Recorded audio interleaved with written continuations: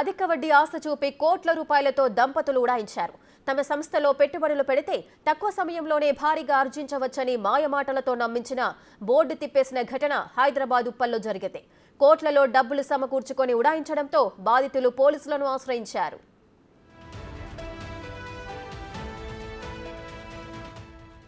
ఉప్పల్ నల్లచెరువు సమీపంలోని విమలా నివాస్లో ఏడాది కాలంగా స్థిరాస్తి సంస్థగా చెబుతూ జేవీ బిల్డర్స్ అండ్ ఇన్ఫ్రాస్ట్రక్చర్ పేరుతో వేలూరి లక్ష్మీనారాయణ, వేలూరి జ్యోతి దంపతులు ఓ సంస్థను నడిపిస్తున్నారు.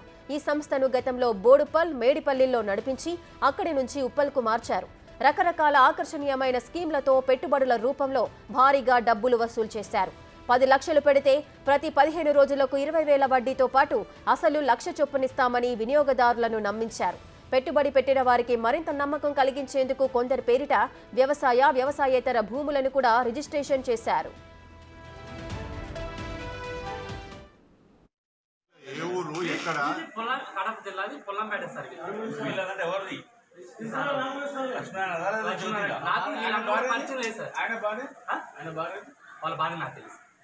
నాకు వీళ్ళు నా ఫ్రెండ్స్ కూడా మేము పద్మశాలలో మాది కొత్తపేట, వాళ్ళది పుల్లంపేట. వాళ్ళ వయసు వాళ్ళ తమ్ముడు కూడా నాకు పరిచయం కాదు. ఏదో మాటకి ఇట్లా తమ్ముడు పేరు ఏంటి? మా తమ్ముడు పేరు లక్ష్మీనారాయణ నరసింహ. ఇద్దరు అన్నదమ్ముల పేరు లక్ష్మీనారాయణ, లక్ష్మీనారాయణ. పుల్లంపేటలో ఉంటారు సార్. పుల్లంపేటలో ఉంటారా? ఆయన నెంబర్ తీసుకోండి, రాసుకోండి. ఆయన నెంబర్ కూడా లేదు సార్, చూసుకొని కావాలి. నాకు ఆయనకి ఇక్కడికి వచ్చిన మరింత సమాచారం ప్రతినిధి రానా ఉప్పల్ పిఎస్ దగ్గర నుంచి మరింత సమాచారం అందిస్తారు.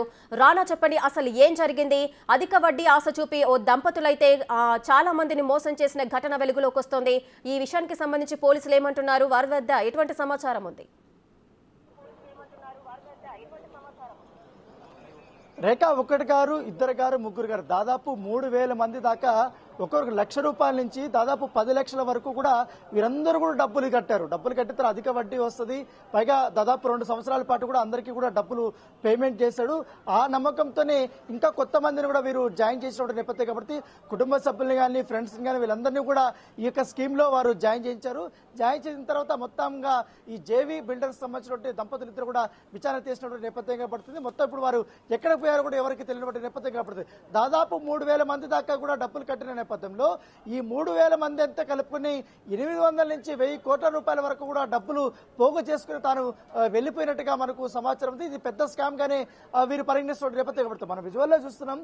ఇక్కడ నిలబడుకున్నటువంటి వీరందరూ కూడా ఈ జేవీ బిల్డర్స్ లో బాధితులే అని చెప్పుకోవచ్చు. వీళ్ళందరూ పెద్ద ఎత్తున కొంతమంది ₹1,00,000 నుంచి కట్టారు, కొంతమంది 5 లక్షలు కట్టారు, కొంతమంది 10 లక్షలు కట్టారు. కానీ ఎక్కువ మంది లిస్ట్ లో 10 లక్షలు కట్టినటువంటి వారే ఎక్కువగా ఉన్నారు. దీంట్లో మహిళలు ఉన్నారు, చాలా పెద్ద ఎత్తున కూడా వీళ్ళందరూ అందరూ మిడిల్ క్లాస్ సంబంధించినటువంటి ఫ్యామిలీస్.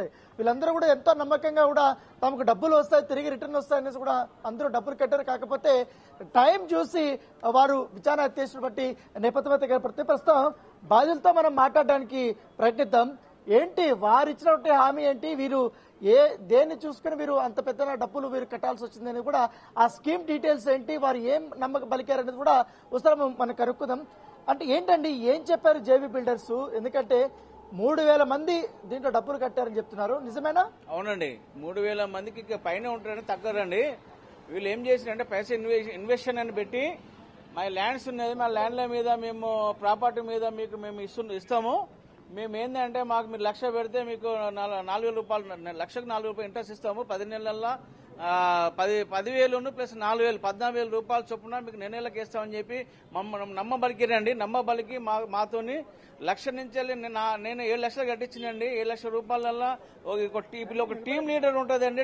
టీం బేస్ గా ఆయన ఏం చేసిందంటే ఒక 12 మంది టీమును అసోసియేషన్ టీం లీడర్ పెట్టుకొని వాళ్ళు 3 సంవత్సరాల పనిచేస్తున్నారట. వాళ్ళు మాకు వచ్చి మా టీం లీడర్లు వచ్చి మాకు చెప్పి ఆ టీం లీడర్తో పాటు ఇంకో వైస్ ప్రెసిడెంట్ అని వైస్ ప్రెసిడెంట్ అసోసియేషన్ అని చెప్పి మా ఇండ్లకి వచ్చి అయ్యా మాకు ఇట్లుంటుంది అట్లా అని చెప్పి మాయ మాటలు చెప్పి మొత్తం డబ్బులు కట్టించారండి. మేము చూస్తే అడిగినాం పెయ్యి ఆఫీస్లో, ఇది ఏంది అంత బోగరకు ఉన్నది కథ అంతా ఎట్లా ఉన్నది సిచ్యువేషన్ ఏంటంటే, లేదు నేను పారిపోను ఏం పోను ఇవన్నీ కాదు నేను డబ్బులు ఇస్తా అని చెప్పి మొన్నటిదాకా పలికిందండి. మొన్నటిదాకా పలికి అసోసియేషన్ లీడర్స్ వాళ్ళను 12 మందిని కూర్చోబెట్టి ఇగో వీళ్ళందరూ ఉన్నారు, వీళ్ళ ముంగటి నేను చెప్తున్నా డబ్బులు ఇస్తా అని చెప్పిండు. కథం ఎస్కేప్ అయ్యండి. ఇక్కడ దాదాపుగా 5,000 కోట్ల పైన చిలుకు తప్ప తక్కువ లేదు. పాపం బంగారం కుదోబెట్టి ఆడపిల్లలు చాలా మంది రోడ్ల మీద పడ్డామండి. ఇప్పుడు దాదాపు ఇక్కడ వాళ్ళంతా జనం అంతా అదే పరిస్థితి అండి. అంటే మీరు 7 లక్షలు డబ్బులు కట్టారు కదా, అవును. మీకు ఫస్ట్ లో వడ్డీ ఏమైనా చెల్లించారా? ఏం లేదండి, మొన్ననే కట్టినా అండి. నేను మొన్న పెన్నెలో కట్టినా, ₹1 రాలేదండి. అక్కడ రాకపోతే నేను పోయి అడిగినా. నేను 7 లక్షలు కట్టిన తర్వాత 14 తారీఖు కట్టినా. నేను 15 తారీఖు పడాలి, పడితే నేను పోయి అడిగితే పడతాను లాస్ట్ వరకు, మళ్ళీ వచ్చే నెల 15 తారీఖు పడతా అని చెప్పాడు. 15 లేదు, ఇంతవరకు ₹1 పడలేదండి.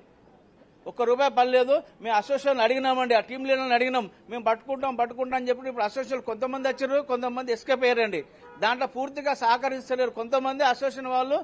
ఎందుకంటే కస్టమర్ ఉన్న వాళ్ళు ఇబ్బంది పడుతుందని చెప్పి కొంతమంది వచ్చి ఇక్కడ ఉన్నారు. ఇంకా కొంతమంది రావాలండి. మొత్తం పూర్తిగా వస్తేనే ఇవాళ బండారం అంతా బయటపడుతుంది. మేము పోలీసు వాళ్ళు కేసు ఇచ్చినాం. మేము అది వాళ్ళు చూస్తే ఏం చెప్పారు పోలీసులు మీరు కంప్లైంట్ ఇచ్చినప్పుడు? పోలీసు వాళ్ళు ఏమంటారు అంటే, మా పని మేము చేస్తామండి. మేము ఎందుకంటే ప్రజల సేవ చేసేవాళ్ళు, వాళ్ళతో ఏం తప్పులేదు. పోలీస్ డిపార్ట్మెంట్ మాకు సహకరిస్తుంది.